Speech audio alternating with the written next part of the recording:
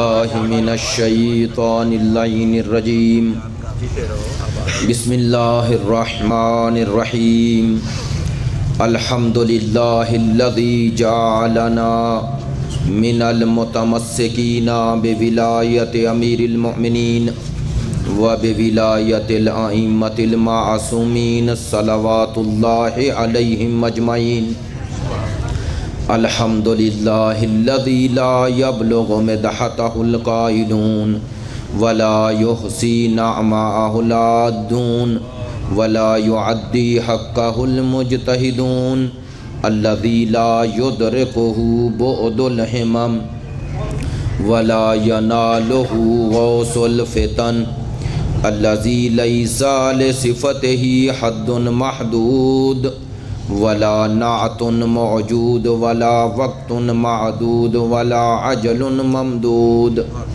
فطر الخلائق بقدرته ونشر الرياح برحمته والصلاة والسلام على سيدنا ومولانا حبيبنا وحبيب قلوبنا شفيعنا وشفيع ذنوبنا ابی القاسم محمد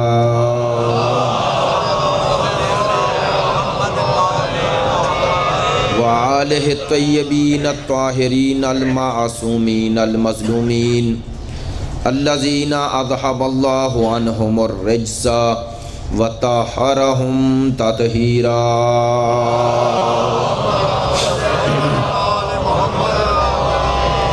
واللعنۃ الدائمۃ علی منکری فضائلہم وغاصبی حقوقہم من الآن الی قیام یوم الدین اما بعد فقد قال سبحانہ وتعالی فی کتابہ المجید بسم اللہ الرحمن الرحیم ومن یبتغ غیر الاسلام دینا فلن یقبل منہ وَهُوَ فِي الْآخِرَةِ مِنَ الْخَاسِرِينَ رَبِّ اشْرَحْ لِي صَدْرِي وَيَسِّرْ لِي أَمْرِي وَاحْلُلْ عُقْدَةً مِّن لِّسَانِي يَفْقَهُوا قَوْلِي إِنَّ اللَّهَ وَمَلَائِكَتَهُ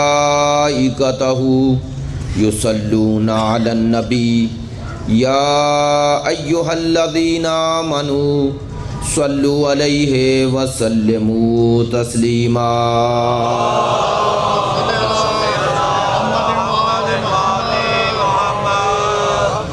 واجب الاحترام معزز و مکرم عزاداران سید الشہداء محبان اہل بیت پیروان مکتب ولایت عاشقان مکتب شہادت، جیسا کہ کل عرض کیا عنوان گفتگو اس عشرہ محرم میں اصول دین ہے،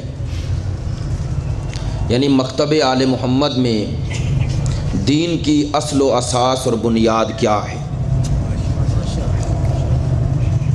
اور جب میں اصول دین کہتا ہوں تو الحمدللہ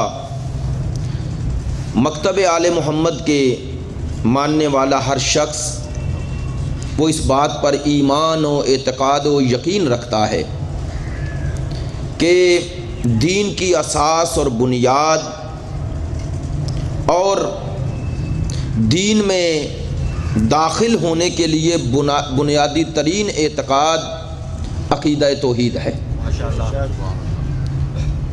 کل میں نے عرض کیا کہ عقیدہ توحید دین کا محور و مرکز ہے، جس کے بعد ہی تمام اعتقاد قابل حل بھی ہیں اور قابل قبول بھی ہیں۔ تمام عقائد کا تعلق ایک زنجیر کی طرح عقیدہ توحید کے گرد ہے، اور توحید سے ہی تمام اعتقاد ثابت اور حل کیے جا سکتے ہیں۔ ہم عقیدہ نبوت و امامت کو توحید سے جدا نہیں سمجھتے، جس طرح سید الانبیاء کی نبوت پر ایمان، آپ کی خاتمیت پر ایمان، یہ توحید کی نفی نہیں ہے، ایسے ہی امامت پر ایمان، یہ خاتمیت کی نفی نہیں ہے۔ اور میں نے کل بھی اشارتاً اور G62 میں رات تفصیلاً یہ عرض کیا، انشاءاللہ آئندہ گفتگو میں یہاں بھی اور وہاں بھی اس حوالے سے سلسلہ گفتگو آگے بڑھاؤں گا۔ آج اصول دین کی دوسری اصل، مکتب آل محمد اور آل محمد کے پیروکاروں کو جو ائمہ نے اسلام کے بنیادی عقائد بتائے، ان میں دوسری اصل، دوسری اساس، دوسری بنیاد عقیدہ عدل ہے۔ عدل ہے۔ لیکن ایک سوال ہے کہ جب انسان خدا کو مان لیا، خدا کی وحدانیت پر ایمان لے آیا، اس کو اس کے اوصاف و صفات کے ساتھ قبول کر لیا، تو ظاہر ہے اس کے تمام صفات و اوصاف کے ساتھ قبول کیا ہے۔ اور وہ صفات و اوصاف عموماً جو ہم بتاتے ہیں، کچھ اثباتی ہیں، کچھ سلبی ہیں، جنہیں صفات ثبوتیہ کہا جاتا ہے یا صفات سلبیہ کہا جاتا ہے۔ صفات ثبوتیہ میں اللہ کے کمالات اور اس کی ذات کا جو صفات لازمہ ہیں ان کا ذکر کیا جاتا ہے، تمام صفات کا نہیں۔ ان میں حی ہے، ان میں مرید ہے، ان میں عالم ہے، ان میں قادر ہے، یہ تمام صفات ذکر ہوتے ہیں۔ اور ہمارے اعتقاد کا جز ہے کہ خدا کی ذات جیسے لامحدود ہے، اس کے صفات بھی لامحدود ہیں۔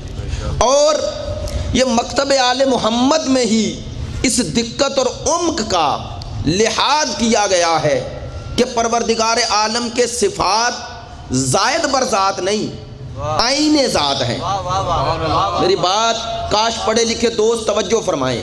میں نے کہا یہ آل محمد کی دقت اور عمق ہے کہ جس میں اللہ کے صفات عین ذات ہیں، یعنی یہ نہیں کہ علم الگ ہے، اس کی ذات الگ ہے۔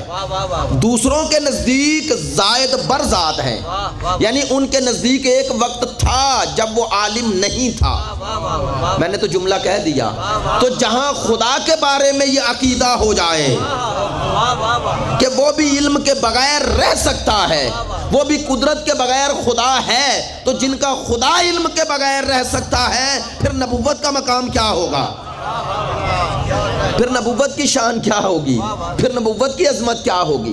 مکتب آل محمد میں اس کی ذات کا تصور کرو اور ان صفات کا الگ تصور کرو، ممکن نہیں۔ یعنی خارج میں آپ جیسے ہی ذات اور اس کے صفات، یعنی ذات سے الگ کوئی حقیقت ہی نہیں، یعنی اس کی ذات عین علم ہے، عین قدرت ہے، عین حیات ہے۔ کیوں؟ چونکہ خدا کمال مطلق ہے، اس کی ذات و صفات میں کوئی نقص نہیں ہے۔ اسی لیے صفات سلبیہ، سلبیہ کا کیا معنی؟ اس کی ذات سے سلب کر رہے ہیں نہیں، آپ فرض کر رہے ہیں۔ ان صفات اوصاف ثبوتیہ کا لازمہ یہ ہے کہ انہیں نہ مانو۔ اسے عالم مانا ہے تو جاہل نہ مانو، اسے قادر مانا ہے تو اس کی ذات میں کوئی ضعف نہ مانو، اسے حی مانا ہے تو اس کے نزدیک موت کا گزر بھی نہیں۔ یہ ہے ہم نے خدا کو ان اوصاف و صفات کے ساتھ مانتے ہیں، اور ہمارے ائمہ نے بھی اپنی دعاؤں میں، مناجات میں، احتجاجات میں یہی سمجھایا۔ لیکن سوال، ہم نے توحید کے بعد ان تمام اوصاف و صفات خدا کو اصول دین میں شامل نہیں کیا۔ میں توحید کہا تو اس میں سارے صفات، تمام اوصاف آ گئے، صفات ذات بھی، صفات فعل بھی آ گئے نا۔ پھر عدل کا علیحدہ ذکر کیوں کیا؟ دین میں دوسری اصل عدل کو کیوں قرار دیا؟ توجہ فرمائیں، یہ ہے مکتب آل محمد کی عظمت۔ ہم نے بتایا ہم خدا کو مانتے ہیں عدالت کے ساتھ، ہم عدل کو دین کا بنیادی جز اس لیے قرار دیا، ہمارے ائمہ نے بتایا کہ اس وقت تک کسی کی توحید کامل و اکمل ہو ہی نہیں سکتی جب تک خدا کی توحید اور وحدانیت کے عقیدے کے ساتھ ساتھ اس کو عادل نہ مانے۔ عدل دین کا دوسرا بنیادی جز ہے، اس لیے قرار دیا ائمہ نے کہ تاریخ اسلام میں کچھ ایسے عقائد حکومتوں کے سائے میں پروان چڑھائے گئے جہاں وحدانیت کا عقیدہ تو پرچار کیا گیا، لیکن خدا کی ذات کو عادل بنا کے پیش نہ کیا گیا، جابر بنا کے پیش کیا گیا۔ کہا گیا وہ جبر کرتا ہے، وہ جبر کرتا ہے۔ اور یاد رکھیے اس وقت تک عقیدہ جبر اسلام میں آتا ہی نہ جب تک عدل کو نکالا نہ جاتا۔ میں ایک بات اور کہوں گا، ہمارے ہاں اصول دین 5، دوسروں کے ہاں اصول دین 3، توحید، نبوت، قیامت۔ اپنے توجہ نہیں فرمائی، 2 اصل ہیں نہیں، عدل اور امامت۔ صرف امامت نہ نکالی گئی، عدل بھی نکالا گیا۔ اگر عدالت اور امامت کا آپس میں ربط نہ ہوتا، یہ عدل اور امامت کا ایسا ربط ہے کہ جب تک دین سے عدل نہ نکالا جائے امامت نہیں نکلتی۔ اور اب جملہ کہوں، اگر خدا عادل نہ رہے تو پھر امام معصوم نہیں رہتا۔ معصوم عصمت کو امامت سے تب نکالا گیا جب پہلے توحید سے عدل کو جدا کیا گیا، توحید سے عدل کو جدا کیا گیا۔ آل محمد کے ماننے والوں نے آل محمد کی تعلیمات کی روشنی میں خدا کی عدالت پر ویسے ہی ایمان ہے جیسے اس کی وحدانیت پر۔ لیکن عزیزو توجہ فرمائیں گے، عجیب ترتیب ہے، توحید، عدل، نبوت، یعنی نبوت اور توحید کے درمیان ہے عدل۔ پتہ چلا عدل وہ حلقہ ہے جو توحید کو نبوت سے مربوط کر دیتا ہے۔ اگر عدل پر ایمان نہ ہو تو نبوت کی عظمت سمجھ میں ہی نہیں آتی۔ کیوں؟ اگر خدا کی عدالت پر ایمان نہ ہو تو یہ عقیدہ کیسے پیدا ہوگا کہ خدا جسے بنا رہا ہے وہ بننے کا حقدار ہے؟ نہیں، میں آسان کرتا ہوں، پہلے گفتگو کی ترتیب آپ کے سامنے رکھ دیتا ہوں۔ عزیزو، عدل کو دین میں جو دوسری اصل قرار دیا گیا، کیوں؟ کیا آپ ابھی کسی مسلمان بھائی سے جا کے پوچھیں وہ خدا کو ظالم مانتا ہے؟ کہے گا نہیں، یہ کیسے ہو سکتا ہے، نہیں مانتا۔ تو جب وہ ظالم کہتے نہیں، مانتے نہیں، کہتے نہیں، تو پھر کیوں ہم نے کہا کہ دوسری اصل عدل ہے؟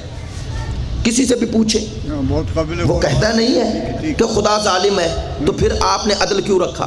سنو، نہ کہنا اور بات ہے اور کچھ عقائد کا لازمہ مان لینا اور بات ہے۔ نہیں، میں نے توجہ آپ نے نہیں فرمائی۔ خیر ہی و شر ہی من اللہ کہنا اور ایمان کا جز قرار دینا یہ اور بات ہے۔ عدل کو دین کی دوسری اصل جو ائمہ نے قرار دیا، کیوں دیا؟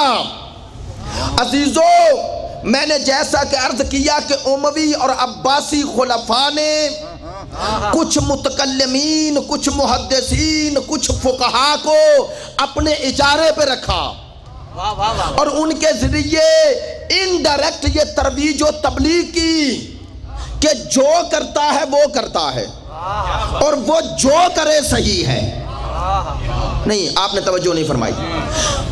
ترویج یہ کی گئی کہ اس کائنات میں جو کرتا ہے وہ کرتا ہے اور وہ جو کرے وہ صحیح ہے، وہ عین عدل ہے، وہ ظلم ہے ہی نہیں۔ توجہ فرمائی۔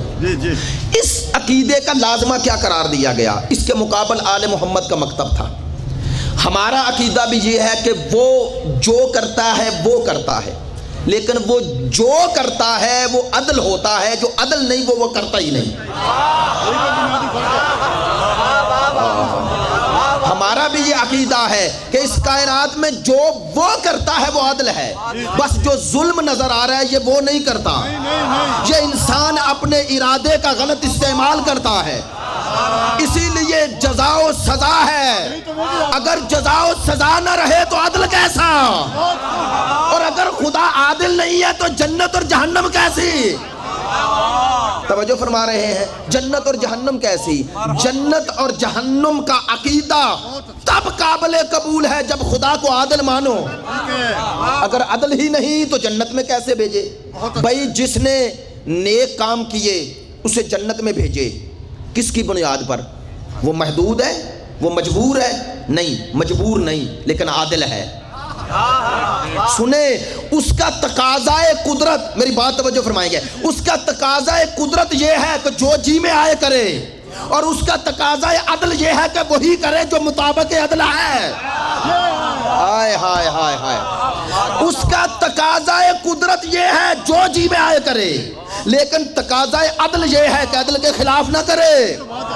وہ اگر نیک کام کرنے والے کو جہنم میں بھیجے تو اس کی قدرت ہے، لیکن عدل کے خلاف ہے. ہائے ہائے. تو بس پتہ چل گیا اس کی قدرت پر جو چیز حاکم ہے اس کا نام ہے عدالت. اللہ اکبر. جو اس کی قدرت جس چیز کا تعین کرتی ہے اس کا نام ہے عدالت، وہ ہے عدل. سنیے، ہم نے اور دوسروں نے کیا کہا؟ انہوں نے کہا جو وہ کرے وہ عدل ہے، اور وہ جو کرتا ہے وہ ہی عدل ہے، اس کے علاوہ عدل کی کوئی پہچان، کوئی شناخت، کوئی وجود ہے ہی نہیں. کیا مطلب؟ ہم نے کہا نہیں، اگر اللہ شریعت میں، قرآن میں حکم عدل نہ بھی دیتا، انسان کی فطرت میں اللہ نے رکھ دیا ہے کہ عدل کو پسند کرے، ظلم سے نفرت کرے. نہیں، ان دونوں کا معنی کیا ہوا؟ ہم نے کہا حسن و قبح، برائی اور اچھائی، نیکی اور بدی، ان کا پرکھنے کا معیار عقل ہے. انہوں نے کہا عقل نہیں، شریعت ہے. کیا معنی؟ انہوں نے کہا چونکہ شریعت نے کہا عدل اچھی چیز ہے، ظلم بری اس لیے بری ہے. اگر وہ نہ کہتا تو ظلم بھی اچھا ہوتا. ہم کہتے ہیں نہ، اس نے فطرت میں رکھ دیا ظلم برا ہے، اس لیے اگر وہ نہ بھی کہتا، انسان ظلم سے نفرت کرتا، اپنی فطرت میں رکھ دیا اللہ نے. اب توجہ فرماؤ، یہ ہے مکتب آل محمد کی عظمت. جاؤ دنیا میں جا کر ہر انسان جو خدا کو نہیں بھی مانتا، اس کے سامنے کسی بے گناہ کے منہ پر تماچا مارو، وہ اسے اچھا عمل نہیں سمجھتا. تو نفرت کس سے کر رہا ہے؟ ظلم سے. تو کس نے کہا؟ فطرت نے کہا. تو کہہ دوں جملہ، عزیزو، دین اسلام دین فطرت ہے. یہ فطرت کے خلاف جو کہہ رہا ہے اس کے پاس اللہ کا دین نہیں ہے. ہائے ہائے ہائے. جو ظلم کی توجیہ کرے وہ دین نہیں، وہ خدا کا پہنچایا ہوا دین نہیں ہے. بس سنیے، ہم نے کہا انسان کی عقل اچھائی اور برائی کو، کچھ چیزوں کی اچھائی اور برائی کو، مثلا ظلم کی برائی کو، عدل کی اچھائی کو عقل خود درک کرتی ہے، درک کرتی ہے. لہذا اسی لیے اللہ نے کہا ان اللہ یأمر بالعدل والاحسان. اللہ تمہیں حکم دیتا ہے عدل کا. اگر عدل کوئی شے ہی نہیں تو حکم کس کا دے رہا ہے؟ توجہ فرما رہے ہیں؟ اگر عدل کوئی شے ہی نہیں تو حکم کس کا دے رہا ہے؟ بس جس کا اللہ حکم دے رہا ہے وہ ایک حقیقت ہے، وہ ایک حقیقت ہے. لوگوں نے کہا نہیں، جو وہ کہے وہ عدل ہے، اگر وہ ظلم کو بھی عدل کہے تو عدل ہے. میں بار بار یہ جملہ کیوں دہرا رہا ہوں؟ اس کا ایک نتیجہ ہے. مثلا ہم نے کہا اس کا تقاضا عدل یہ ہے کہ وہ ابو ذر کو جہنم میں نہ بھیجے. تقاضا عدل یہ ہے. انہوں نے کہا نہیں، یہ اگر الٹ ہو جائے، ابو ذر اگر نعوذ باللہ جہنم میں چلا جائے اور یزید جنت میں، تو عین عدل ہے. ہم کہتے ہیں نہیں، یہ ظلم ہے. کیوں؟ وہ کہتے ہیں جو وہ کر دے عدل ہے. ہم کہتے ہیں نہ، جو عدل ہے وہ وہی کرے گا. یہ ہے مسئلہ، یہ ہے مسئلہ. اب سنو، وہ کہتے ہیں فلاں کو برا کیوں کہیں، یزید کو برا کیوں کہیں؟ اللہ جانتا ہے، ممکن ہے اللہ اسے بخش دے. ہم کہتے ہیں تقاضا عدل یہ ہے کہ نہ بخشے. ہم کہتے ہیں تقاضا عدل یہ ہے، یہ تقاضا عدل ہے. تو سنو، یزید کو جنتی کہنا اس وقت تک ممکن نہیں تھا جب تک خدا کی عدالت کا انکار نہ کیا جائے. جب تک اس کی عدالت کا انکار نہ ہو. اسلام میں کچھ ظالموں کے، میں جلدی میں جملہ کہوں گا، ٹھہروں گا نہیں، اسلام میں کچھ ظالموں کے کردار کو چھپانے کے لیے خدا کی عدالت کا انکار کیا گیا. ہائے ہائے ہائے ہائے. اسلام میں کچھ ظالموں کے کردار پہ پردہ ڈالنے کے لیے اصول دین سے عدل کو نکالا گیا. ہاں یہ ہے آل محمد کا کمال. آل محمد نے کہا دین کی دوسری اصل ہی عدل ہے، اور فرمایا جو عدل مان لے گا وہ ہمیں مان لے گا.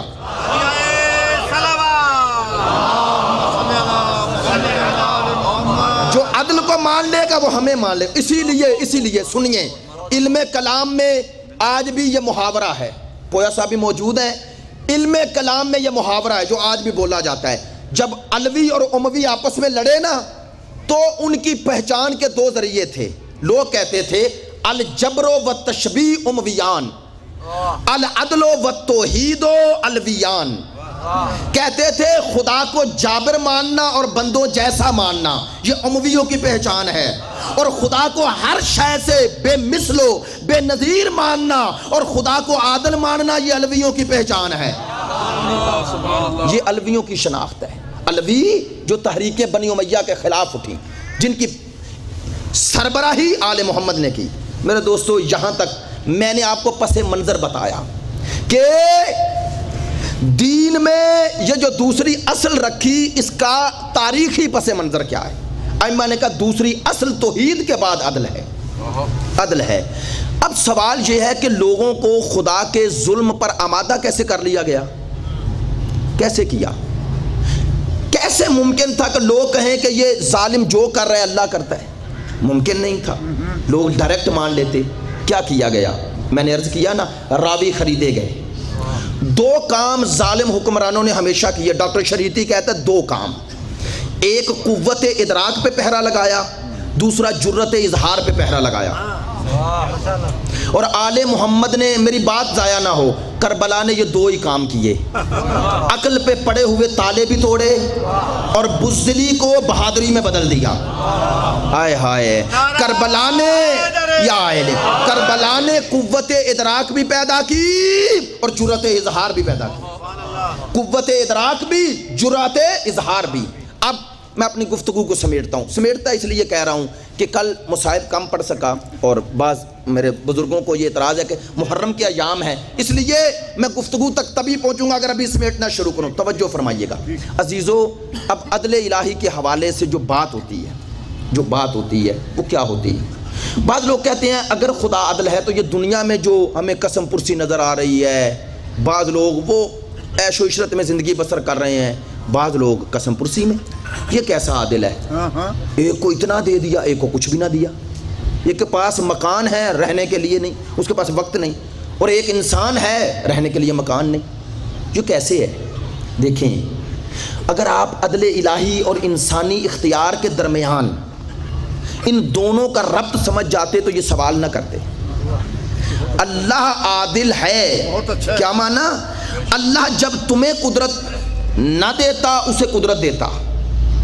ایک غربت خود ساختہ ہے، ایک غربت معاشرہ ساختہ ہے، ایک غربت ظالموں کے حکمرانوں کی وجہ سے ہے. اب ان تمام جو مصائب اور مشکلات ہیں ان کی بازگشت اللہ کی طرف نہیں، میرے اور آپ کے ارادے کی طرف ہے. میری بات سمجھ رہے ہیں بھائی؟ یورپ کے پاس 2 ہاتھ ہیں یا 4 ہیں؟ وہاں کے انسانوں کے 2 آنکھیں ہیں نا، ایک زبان ہے نا، ہماری طرح انسان ہے. کیا وجہ؟ ترقی اس نے کی. ترقی کی وجوہات بھی تو دیکھیں. آپ نے سمجھا کہ اللہ نے وہاں پر لاٹری ان کے لیے نکالا کرا اور کہا انہیں امیر کر دو؟ نہیں. اگر ماضی پڑا ہوتا تو نہ کہتے. انہوں نے کیا کیا؟ قرآن کہتا ہے لیس للانسان الا ما سعی. اللہ کہتا ہے انسان کے لیے اتنا ہی ہے جتنی کوشش کر لے. یہی تو ہے. نہیں توجہ فرما رہے ہیں؟ انسان کے لیے اتنا ہے جتنی کوشش کر لے. اللہ نے کہا انہوں نے اپنی صحیح کوشش کو، اپنے عقل و فکر و شعور کو مادی دائرے میں اتنا استعمال کیا کہ اب میرا تقاضا عدل تھا وہ جو کریں ان کا نتیجہ انہیں دوں. نہیں، اگر اللہ اپنوں کو دیتا اور بیگانوں کی محنت پر بھی نہ دیتا تو عادل کیسا ہوتا؟ اس کا تقاضا عدل ہی یہ ہے کہ اپنا بھی کرے تو دے، بیگانہ بھی کرے تو دے، اور اگر اپنا بھی نہ کرے تو نہ دے، اور اگر بیگانہ بھی نہ کرے تو نہ دے۔ یہ ہے انہوں نے اس قاعدے کو جو قرآن نے بیان کیا، جگہ جگہ بیان کیا، ان اللہ لا یغیر بقوم حتی یغیروا ما بانفسہم۔ بڑی خوبصورت آیت، آیت اللہ تعالیٰ کہتے ہیں کاش امت مسلمہ اس ایک آیت کو ہی سمجھ جاتی تو کبھی بھی یہ غربت افلاس ذلت میں نہ بسر ہوتی، نہ بسر کرتی۔ توجہ فرمانا، کون سی؟ اللہ کہتا ہے میں کسی قوم کی کسی حالت ہی نہیں بدلتا، یعنی بتا دیا اللہ نے کہ حالت بدلنے کا اختیار تمہیں دیا ہے، یہ ادھر سے نہیں ادھر سے ہے، نہیں توجہ فرمائی، کہا جد و جہد ادھر سے ہے، قدرت ادھر سے ہے۔ پہلے جد و جہد اپنے ارادے کو صرف تو کرو جیسا میں کہتا ہوں، پھر دیکھو میں اپنی رحمت کی بارش کرتا ہوں یا نہیں کرتا۔ میں کسی قوم کی حالت نہیں بدلتا جب تک وہ نہ بدلے جو اس کے پاس ہے، وہ نہ بدلے، یعنی اللہ کہتا ہے تم کمال کی طرف حرکت کرو، میری تائید تمہیں شامل حال ہو جائے گی۔ یہ ہے غربت کی ایک وجہ، ایک ہے ہمارے ارادے کی کمزوری، ہم نے کھاتے خدا میں ڈال دی۔ دوسری، ہمارے امت پر ایسا نظام حاکم ہو گیا جو نظام ظالمانہ ہے، جو لوگوں کا مال چھین رہا ہے۔ اب ان ظالم حکمرانوں کو جب آپ نے اولو الامر کہہ دیا، میری بات سمجھ رہے ہیں، میں بے ربط گفتگو تو نہیں کر رہا ہوں، میں کہتا ہوں کہ ان جو امت کی ذلت کے اسباب یہ مادیت میں نہ ڈھونڈو، یہ عقائد میں ڈھونڈو۔ ان کی بنیاد دین میں رکھی گئی، دین میں کہا گیا کہ یہ جو حکمران ہے یہ اولو الامر ہے، اولو الامر کی اطاعت واجب، لہذا اس کے خلاف اٹھنا حرام۔ بس اب وہ ظالم جو آپ کا مال چھین رہا ہے، آپ نے کہہ دیا یہ اللہ کا بنایا ہے، یعنی اولو الامر ہے۔ جب آپ نے اسے اولو الامر کہہ دیا تو امت سے اس کی مخالفت کا ارادہ، جرت، حوصلہ چھین لیا۔ تو اب سبب دین نہیں، سبب خدا نہیں، سبب تم ہو۔ نہیں، میں جملہ آسان کر دوں، میری بات نہیں پہنچی۔ اللہ نے کہا حسین کو میں نے بنایا ہے، یزید کو جنہوں نے بنایا۔ اب جب تک یزیدیت کے سائے میں رہو گے اور حسینیت کی طرف نہیں پلٹو گے، ذلت میں رہو گے۔ نہیں، میں نے جملہ کہہ دیا، اللہ کہتا ہے جب تک تم یزیدی نظام کے سائے میں رہو گے ذلت میں رہو گے۔ میں نے تو حسین اور حسین جیسے بنائے، قبول کرنا تمہارا کام ہے۔ آج بھی دیکھ لو جو یزیدی نظام کے سائے میں ہیں ذلیل ہیں، جو حسین کو مان کے عزیز ہو گئے، آج بھی عزت اللہ نے انہیں دے دی ہے۔ اب یہ ظالم حکمرانوں کی آپ نے ظلم کو اللہ کے کھاتے میں ڈال دیا، حالانکہ اللہ نے تو تمہیں کہا ان ظالموں کے خلاف اٹھو۔ اللہ نے کہا میں ظلم پسند نہیں کرتا، اور اگر اللہ ظلم پسند کرتا ہوتا تو کبھی حسین کربلا میں نہ آتے۔ مجھے بڑا پیارا جملہ ہے لگا، واصف علی واصف، ان کی ایک محفل ہوتی تھی، کسی نے اٹھ کر پوچھ لیا، یہی سوال کیا کہ بتائیں اولو الامر کون ہے؟ اہل سنت ہیں، اولو الامر کون ہوتا ہے؟ انہوں نے کہا یہ فیصلہ حسین نے کربلا میں کر دیا۔ ہائے ہائے ہائے ہائے، یہ ہے حسین کا اثر۔ انہوں نے کہا کربلا میں حسین نے بتا دیا، جسے تم بناؤ وہ اولو الامر نہیں ہوتا، ورنہ مجھ سے زیادہ قرآن کا عالم کون ہے؟ ہائے ہائے، میں اس کے مقابلے پہ جا کے بتا رہا ہوں اولو الامر بنانا تمہارا کام نہیں، اللہ کا کام ہے، اللہ کا کام ہے۔ میرے دوستو، اب یہ جملہ کہہ رہا ہوں میں نے جس کے لیے محنت کی ہے، اسلام دین عدل ہے، دین مساوات نہیں۔ ہمارے علماء نے اس پر بحث کی، اسلام دین مساوات نہیں، دین عدل ہے، عدل۔ ٹھیک ہے، ہاں مساوات ہے کہاں؟ جہاں پر آپ کو اسلام نے معیار و ملاک اور صلاحیت کو مد نظر رکھنے کا درس نہیں دیا قانون کی شکل میں۔ مثلا قانون کے مقابلے پہ سب برابر ہیں، یہاں مساوات ہے، اپنا غلطی کرے تب بھی سزا دو، بیگانہ کرے تب بھی، یہ مساوات ہے۔ سنو، اسلام دین عدل ہے، مساوات نہیں۔ کیوں؟ بعض جگہ مساوات ظلم ہے، عدل نہیں۔ ہاں بعض جگہ مساوات ظلم ہے، عدل نہیں، عدل کے خلاف ہے، خود ظلم ہے مساوات۔ مثلا میں آسان کر دیتا ہوں، دو بچے تھے، ہم عمر تھے، ایک جیسے تھے، دونوں کو آپ نے مدرسے میں داخل کرایا، اسکول میں داخل کرایا، میٹرک تک پڑھتے رہے، میٹرک سے آگے ایک میٹرک میں فیل ہو گیا، ایک فرسٹ ایئر میں چلا گیا، یہ پھر فیل ہو گیا، وہ پھر ایف اے میں چلا گیا، یہ پھر فیل ہو گیا، وہ تھرڈ ایئر میں چلا گیا، اس نے بی اے کر لیا، یہ ابھی میٹرک سے آگے نہ گیا۔ استاد آیا، کہا یہ کیا، کٹھے پلے، کٹھے گھر سے آئے، ایک ہی وقت میں اسکول داخل ہوئے، یہ کیا، ایک آگے چلا گیا، یہ پیچھے رہ گیا۔ کہا اب میٹرک والے کو تو بی اے میں لے جا نہیں سکتے، اس میں صلاحیت ہی نہیں، چلو بی اے والے کو میٹرک میں لے آؤ۔ یہ مساوات ہو گئی، عدل نہیں ہوا۔ میری بات سمجھ رہے ہیں؟ مساوات ہو گئی، عدل نہیں ہوا۔ میں نے بے ربط مثال نہیں دی، میں نے کہا آپ پہنچ جائیں گے، اب مجھے واضح کرنا پڑے گا۔ ایک وہ ہے جو اللہ کے گھر میں آیا، اور ایک وہ ہے جو ظلم میں پڑتا رہا۔ ایک نے کفر کی آغوش میں آنکھ کھولی، اور ایک نے محافظ کعبہ کی آغوش میں آنکھ کھولی۔ ایک کی پہلی غذا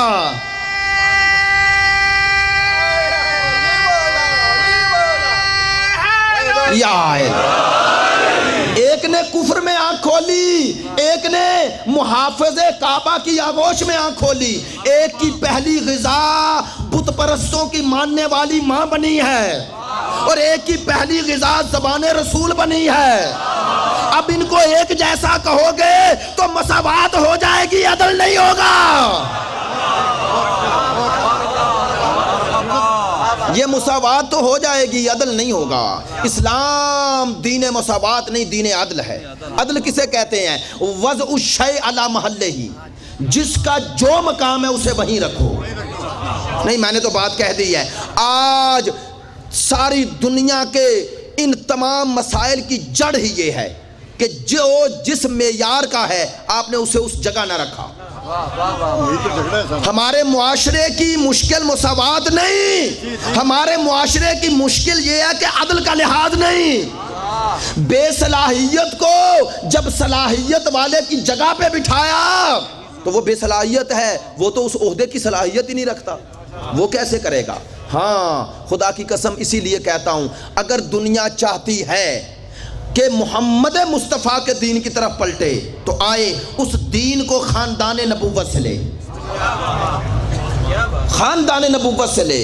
اور خلیل جبران خلیل نے اسی لیے کہا، کہتے کائنات میں کوئی شخص ایسا پیدا نہ ہوا جو حکومت سے پہلے اور حکومت کے بعد اس کے رویے میں کوئی تبدیلی نہ آئے۔ نہیں سنیں، وہ کہتا ہے لوگ حکومت تک پہنچنے سے پہلے انقلابی ہوتے ہیں، بڑے نعرے لگاتے ہیں غریبوں کے لیے، روٹی کپڑا اور مکان کے لیے، غریبوں کے حالات بدلنے کے لیے۔ کہا جیسے ہی حکومت میں آتے ہیں محافظہ کار ہو جاتے ہیں، پھر تعویلیں کرتے ہیں، ہماری یہ مشکل، ہماری یہ مشکل، ہماری یہ مشکل۔ سنو، وہ کہتا ہے واحد علی ہے جو حکومت لینے سے پہلے بھی جو تھا، ہائے ہائے ہائے ہائے، وہ حکومت لینے کے بعد بھی وہ ہے۔ اس نے کہا نہ ظالم کو پہلے قبول کیا نہ لینے کے بعد قبول کروں گا۔ بڑی مہربانی، واحد علی ہے جس نے کسی ظالم کو قبول نہ کیا۔ کہتا ہے جو آنے سے پہلے بھی انقلابی حکومت میں اور آنے کے بعد بھی انقلابی۔ اسی لیے وہ کہتا ہے میں نہیں کہتا کسی کے بارے میں یہ جملہ، صرف علی کے بارے میں کہتا ہوں۔ کہتا ہے قتل علی فی المحراب لشدت عدلہ، کہتا ہے علی محراب عبادت میں اس لیے قتل ہوئے کہ علی مجسم عدالت تھے،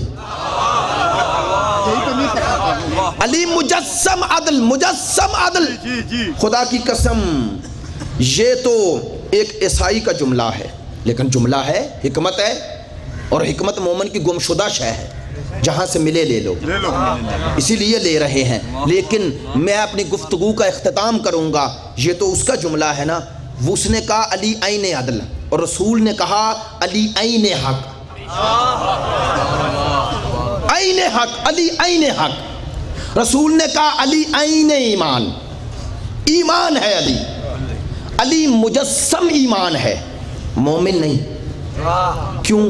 دو مومن آپس میں لڑ کے مومن رہ سکتے ہیں، قرآن کہتا ہے دو مومنوں میں اختلاف ہو جائے تو ایمان سے تو خارج نہ ہو گئے، اسی لیے کہا گیا ان میں سلو کرا دو، سلو کرا دو۔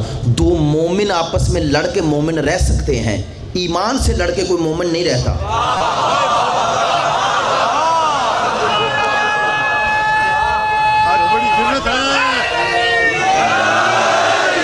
علی عین ایمان ہے، اور سنو کربلا میں حسین عین ایمان ہے، عین ایمان، حسین عین ایمان ہے، حسین عین ایمان ہے۔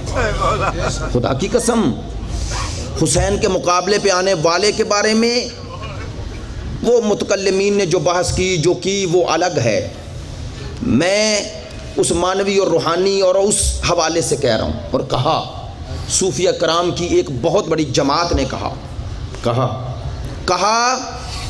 کہ یزید کے بارے میں یہ سوچنا، علامہ علوسی نے بھی کہا روح المعانی میں، انہوں نے کہا کہ یہ سوال کرنا کہ یزید مسلمان تھا یا نہیں، وہ کہتے ہیں اسلام کی توہین ہے۔ میری بات سمجھیں گے؟ وہ کہتے ہیں خدا کی قسم ہم مسلمان اسی وقت سر بلند کر کے اسلام پہ فخر کر سکتے ہیں اگر دائرہ اسلام سے یزید نکل جائے، دائرہ اسلام سے اس یزید کو نکال لو تب فخر کر سکو گے۔ کہتے ہیں ہمیں کیا ضرورت پڑی ہے، ہم اس کو دائرہ اسلام میں لاتے رہیں، ہم اس کو دائرہ اسلام میں لاتے رہیں۔ حسین کربلا میں مجسم دین تھا، مجسم ایمان تھا، مجسم قرآن تھا، مجسم اسلام تھا۔ کیوں؟ حسین منی وانا من حسین، یہ حسین نہیں، یہ دین ہے، یہ دین ہے۔ دین است حسین، دین پناہ است حسین۔ میرے دوستو، میرے بھائیو، اسلام دین عدل ہے، اور آل محمد کے ماننے والوں نے اسی عدل کی خاطر قربانیاں دی۔ آج بھی ہمارا امتیاز یہ عادلانہ نظام ہے۔ ہم جس عادل حقیقی کا انتظار کر رہے ہیں وہ بھی اسی لیے کر رہے ہیں، وہ بھی آ کے یہی کرے گا، یملأ الارض عدلا وقسطا کما ملئت ظلما وجورا، جیسے یہ ظلم و ستم سے پر دنیا ہے اسے عدل و انصاف سے پر کر دے گا۔ تمام انبیاء کے آنے کا یہی مقصد تھا، لقد ارسلنا رسلنا بالبینات وانزلنا معهم الکتاب والمیزان لیقوم الناس بالقسط۔ اللہ نے کہا تمام رسولوں کو اس لیے بھیجا کہ عدل قائم کریں۔ اس کائنات کی انتہا ظلم پہ نہیں، عدل پہ ہے، عدل پہ ہے۔ اور جو اسلام کی حقانیت کے قائل ہیں وہ اس وقت تک اسلام کی حقانیت کو ثابت نہیں کر سکتے جب تک عدل کو ثابت نہ کریں، جب تک عدل کو ثابت نہ کریں۔ یہ ہے آل محمد کی عظمت، جنہوں نے تمہیں اس عقیدہ عدل کے ساتھ اسلام میں ہونے والے تمام ظلم سے جدا کر دیا اور بتا دیا کہ یہ جو ظلم ہو رہے ہیں یہ اسلام کا حصہ نہیں ہے، یہ دین کا جز نہیں ہے، دین ان کی تائید نہیں کرتا۔ لہٰذا آج اگر غیروں کے سامنے دین کی منطقی لاجیکلی شکل پیش کرنی ہے تو اس ظلم کو اسلام سے جدا کرو، انہیں اسلام کا حصہ نہ بناؤ۔ یہ تاریخ الخلفاء لکھ کر اور ان کو خلفائے رسول کہہ کر کوئی اسلام کی خدمت نہیں، یہ اسلام سے خیانت ہے۔ یزید کا دفاع یہ حسین سے محبت کی علامت نہیں، یہ رسول سے عداوت کی علامت ہے، یہ رسول سے خیانت ہے۔ اور ان مجلسوں کا مقصد یہی ہے کہ اسلام کے خیر خواہ کون ہیں اور اسلام سے خیانت کرنے والے کون ہیں، ان میں خط فاصل رہے۔ میں نے جملہ کہہ دیا، یہ خط فاصل ہیں، یہ عزاداری۔ اور میرے برادر زاہد جعفری صاحب کہہ رہے تھے، دو علماء کا حوالہ دے رہے تھے، میں تو عمومی معنی میں کہتا ہوں کہ یہ عزاداری یہ شیعہ سنی کا مسئلہ نہیں، یہ ذکر حسین یہ شیعہ سنی کا مسئلہ نہیں، یہ خاندان رسول کا مسئلہ ہے۔ ایک بات اور کہوں، امت پر جو سب سے بڑا ظلم ہوا وہ یہ ہوا کہ انہوں نے یزید و حسین کی جنگ کو شیعہ سنی جنگ سمجھا، جنہوں نے بنایا اسے ظلم کیا۔ یزید و حسین کی جنگ شیعہ سنی جنگ نہیں، یہ حق و باطل کی جنگ ہے۔ حسین نمائندہ حق ہے، یزید نمائندہ باطل ہے۔ حسین نمائندہ ابراہیم ہے، یزید نمائندہ نمرود ہے۔ حسین نمائندہ رسول ہے اور یزید نمائندہ ابو سفیان و اموی ہے۔ یہ دو خاندانوں کی جنگ نہیں، یہ دو اسلام بچانے والے اور مٹانے والوں کی جنگ ہے۔ اور یہ عزاداری اسی بات کا اعلان ہے، رسول جیت گیا اور رسول کے مخالفین ہار گئے۔ یہ اعلان ہے، یہ اعلان ہے۔ انشاءاللہ اگر ان مجالس میں وقت آیا تو بتاؤں گا یہ جنگ تھی کیا، اور اس جنگ نے اسلام میں دو دھارے قائم کیے۔ یہ فصل الخطاب ہے، کربلا فصل الخطاب ہے۔ کربلا کے بعد دو ہی فرقے رہ گئے، یا حق پرست یا باطل پرست۔ باطل پرستوں کا امام یزید ہے، حق پرستوں کا امام حسین ہے۔ یہ دو فرقے ہیں، کوئی اور فرقہ ہے ہی نہیں، ہے ہی نہیں، نہ بناؤ۔ ہاں اپنے فقہا پہ عمل کرو اگر کرتے ہو، ہمیں اعتراض نہیں، لیکن فرقے دو ہی ہیں، یا حسین پرست یا یزید پرست، یا حسین پرست یا یزید پرست۔ اور میرے دوستو، حسین نے کربلا میں جو جنگ لڑی ہے نا، وہ جنگ ہر مقام پر انفرادی جنگ ہے۔ جس مقام کا انتخاب کیا اس مقام میں بھی انفرادیت۔ میری طرف دیکھیں، جس مقام کا انتخاب کیا حسین نے بتایا میں اس مقام کا انتخاب کر کے تمہیں یہی سمجھا رہا ہوں کہ میں مدینے میں جنگ نہیں لڑ رہا۔ اگر خاندانی جنگ ہوتی تو مدینے میں لڑتا، میرے خاندان والے تو وہاں تھے، نہیں توجہ فرمائی، میرے اپنے تو وہاں تھے، مکے میں لڑتا جہاں حامی زیادہ تھے۔ میں کربلا میں آ کے بتا رہا ہوں کہ یہ صحرائے کربلا نہ سمجھو، یہ حق و باطل کا معیار سمجھو۔ ہاں کہا یہی بتا رہا ہوں تمہیں، یہی سمجھا رہا ہوں تمہیں۔ عزیزو، 2 محرم کا سورج تو غروب ہو رہا ہے۔ میں پھر جملہ کہتا ہوں، 2 محرم کا سورج غروب ہو رہا ہے۔ توجہ ہو گئی آپ کی؟ میں نے کیوں کہا یہ جملہ 2 دفعہ؟ آج کربلا کا مسافر اپنی منزل پہ پہنچ گئے۔ 28 رجب کو شروع ہونے والا سفر، یہ سفر عشق، یہ سفر محبت خدا، یہ سفر بقائے تعلیمات انبیاء، یہ مقصد انبیاء کی تکمیل کا سفر جو شروع ہوا 28 رجب کو۔ حسین شعبان سے لے کر شعبان، رمضان، شوال، ذیقعدہ، ذی الحج مکے میں رہے۔ مکے میں حسین نے مکہ جب چھوڑا تو حج سے پہلے چھوڑا، حج سے پہلے چھوڑا۔ کیوں چھوڑا؟ کیا حج نہیں کرنا چاہتا حسین؟ کرنا چاہتے ہیں۔ حسین کو حج کی اہمیت کا نہ پتا ہو تو کسے ہوگا؟ نہیں، میں جملہ بدل دیتا ہوں، حسین مقصد حج کو نہ بتائے تو حج کا پتہ کیسے چلے؟ ہاں حسین مکہ چھوڑنے لگے، لیکن کیسے چھوڑا؟ عجب انداز سے چھوڑا۔ لوگ حج کے لیے آ رہے ہیں، حسین حج کو چھوڑ کے جا رہے ہیں۔ علماء کہتے ہیں امام کے ہر فعل میں حکمت ہوتی ہے۔ حکمت کیا ہے؟ حسین چاہتے ہیں حج کو چھوڑوں، ہر کوئی پوچھے فرزند رسول کیوں جا رہا ہے، اس کیوں کا جواب ڈھونڈے، اس کیوں کا جواب ڈھونڈے، ان کا جواب ڈھونڈے۔ تاریخ قیامت تک یہ سوال کرتی رہے، جنہوں نے حج کو بتایا، جنہوں نے حج کو بچایا، وہ حج کیوں چھوڑ کے جا رہے ہیں؟ حسین آئے مکے کے سامنے۔ میں یہ جو مصاحف پڑھا کرتا ہوں اس سے پہلے کہتا ہوں کہ حسین اب کعبے کو مخاطب کر کے مقصد حج کو بچانے کے لیے نکلا ہے نا۔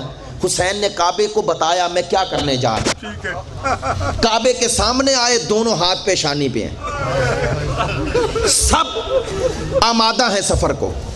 اب سارے کھڑے ہیں، حسین کعبے کو دیکھ رہے ہیں، دونوں ہاتھ پیشانی پہ رکھ کے، میرے جد ابراہیم نے تجھے بنایا، میرے جد اسماعیل نے تجھے بسایا، ہاں اے کعبہ میرے نانا نے تیری عظمت کو بتایا، اللہ نے تجھے میرے بابے کی ولادت گاہ بنایا، مجھے تیری عظمت کا احساس ہے، مجھے تجھ سے بڑی محبت ہے، لیکن کعبہ کیا کروں، تیری عظمت کو بچانے کے لیے حسین کو جانا پڑے گا۔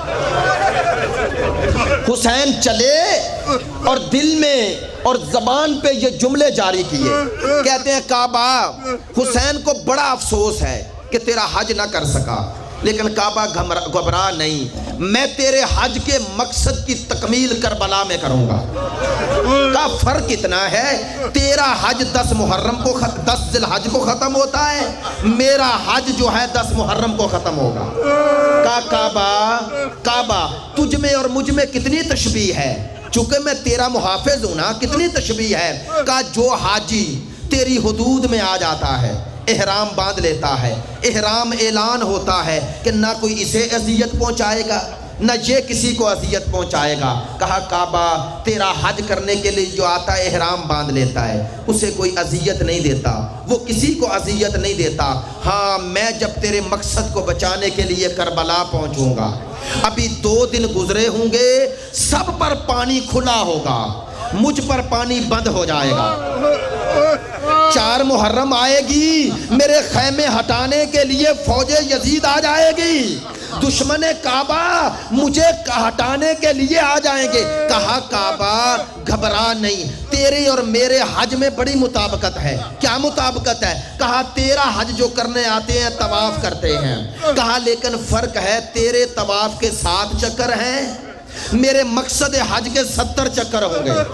کبھی حر پکارے گا، کبھی مسلم پکاریں گے، کہا کبھی حبیب پکاریں گے، کبھی قاسم پکاریں گے، کبھی یون محمد پکاریں گے، کبھی اکبر پکارے گا. سنو گے کعبہ تیری سعی کی جاتی ہے، سعی کے چکر 7 ہیں صفا مروہ کے درمیان، لیکن سعی کرنے والا پانی پی کے چکر لگاتا ہے. یہ 7 چکر کے لیے بھی پانی مل جاتا ہے، کوئی اسے روکنے والا نہیں ہوتا، اس کے جسم پہ کوئی زخم نہیں ہوتے. ہائے میری سعی بھی ہوگی، میری سعی کے 70 چکر ہوں گے، تیری سعی صفا مروہ کے درمیان ہے، میری مقتل اور خیموں کے درمیان ہوگی. ہائے میرا انتظار کرنے والی زینب و کلثوم ہوگی. کہا کعبہ تیرا حج کرنے کے لیے جو آتا ہے میدان عرفات میں ٹھہرتا ہے، ہائے میں بھی شب عاشور 1 دن کی مہلت لوں گا، ہائے میں بھی اپنے عرفات میں ٹھہر جاؤں گا، میری بہنیں میری بچیاں میرے اصحاب میرے ساتھ ہوں گے. کہا حاجی، کہا کعبہ تیرا حج کرنے جو آتا ہے مقام منا پہ قربانی دیتا ہے، لیکن قربانی دینے والا جس جانور کی قربانی دیتا ہے اسے پانی پلاتا ہے، ہائے دور کر لیتا ہے دوسرے جانور سے. کہا ہاں میں بھی کربلا میں قربانی دوں گا، لیکن تیری اور میری قربانی میں فرق ہے. تیری قربانی جانور کی ہوتی ہے، میری قربانی بطول کا پالا ہوگا، رسول کی آغوش میں کھیلنے والا ہوگا، 3 دن کا بھوکا اور پیاسا ہوگا. ہائے 70 قدموں پہ بہن دیکھ رہی ہوگی، شمر کا نجس ہاتھ ہوگا. کعبہ تیری قربانی کے لیے جو جانور آتا ہے پانی پلایا جاتا ہے. ہائے العطش کی صدائیں ہوگی، میں اپنے 6 ماہ کی قربانی کے لیے مانگوں گا، پانی ملے گا تیر. عزادارو بس میں گفتگو ختم کر رہا ہوں. کہا کعبہ تیرا حج کرنے کے بعد حاجی جب اپنے وطن جاتے ہیں لوگ استقبال کو آتے ہیں، کوئی ہار پہناتا ہے، کوئی شربت پلاتا ہے، کوئی مٹھائیاں کھلاتا ہے، لوگ استقبال کرتے ہیں، کوئی پتھر نہیں مارتا، کوئی اذیت نہیں دیتا. ہائے 10ویں محرم کو میرا حج مکمل ہوگا، میرے حاجیوں کو مبارک دینے کے لیے کچھ لوگ آ جائیں گے، ہاتھوں میں نیزے، ہاتھوں میں آگ ہوگی، میرے چھوٹے چھوٹے حاجی ہوں گے، کوئی تماچے مارے گا، کوئی دور کھینچے گا. کہا ہائے تیرا حاجی واپس جاتا ہے، استقبال ہوتا ہے، میرا حاجی جس بازار میں جائے گا کوئی پتھر مارے گا، کوئی تماچے مارے گا. کہا تیرے حاجی کو کہیں کھڑا نہیں کیا جاتا. ہائے شام کا دربار، شرابی شراب پیے گا، میرے حاجی کھڑے رہیں گے. بس عزادارو آخری جملہ کہہ رہا ہوں. کہتے ہیں حاجی، کہتے ہیں کعبہ جو تیری حدود میں آ جاتا ہے پھر پھر اس کو کبھی بھی کوئی جب وطن جاتا ہے حاجی کہہ کے پکارتا ہے، حاجی کہہ کے پکارتا ہے، وہ جس محفل میں جاتا ہے لوگ اٹھ کے کھڑے ہو جاتے ہیں۔ ہائے میرے حاجی، جب حج مکمل کر کے شام کے دربار سے فارغ ہو کر جب واپس آئیں گے سگا بھائی بھی نہیں پہچان سکے گا، کہے گا زینب کہاں ہے؟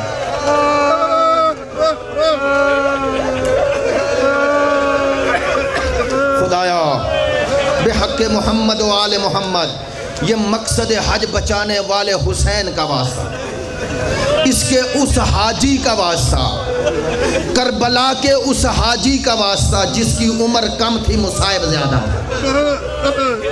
میں ایک جملہ کہہ دیتا ہوں، ایک جملہ سن لو، ایک جملہ سن لو عزادارو، خدا کی قسم دو حسین کے قافلے کے ایسے محافظ ہیں جنہوں نے حسین کی بے گناہی کو ہر جگہ اپنے قول سے نہیں عمل سے ثابت کیا۔ ایک 6 ماہ کا اصغر اور ایک 4 سال کی سکینہ، جس نے اصغر کا سر نیزے پہ دیکھا کہا اب مان گئے یہ بے گناہ ہے، اس کا دشمن بڑا شکی تھا۔ دوسرا 4 سال کی سکینہ، خدا کی قسم سکینہ حسین کی وہ مظلومہ بیٹی ہے جس پر اپنے کو ترس تو نہ آیا غیروں کو آ گیا۔ یہ دربار شام میں جو روم سے آیا ہوا عیسائی نمائندہ تھا، اس نے کہا یزید ان قیدیوں کا قصور کیا ہے؟ کہا باغی ہیں، کہتا مجھے نہیں پتا ان کو تو کیا سزا دے گا، وہ 4 سال کی بچی سے کہو بیٹھ جائے۔ کہتا ہے تجھے اس بچی پہ ترس کیوں آ رہا ہے؟ کہتا ہے اس کے قدموں کو دیکھ، کبھی دایاں قدم اٹھاتی ہے کبھی بایاں اٹھاتی ہے، زمین خون سے رنگین۔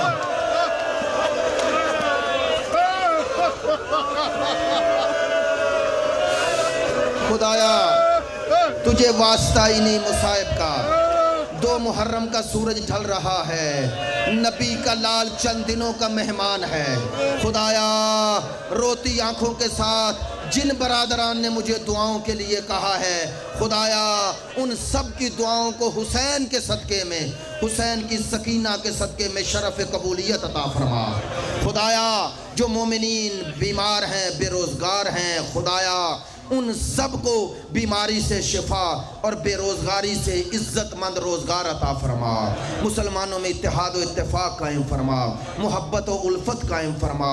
جو مومنین مومنات بیمار ہیں شفاء کاملہ و عاجلہ عطا فرما، جو ناحق قید ہیں قید سے رہائی عطا فرما۔